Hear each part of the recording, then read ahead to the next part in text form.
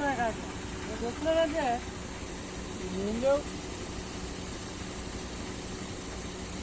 సికిరాబాద్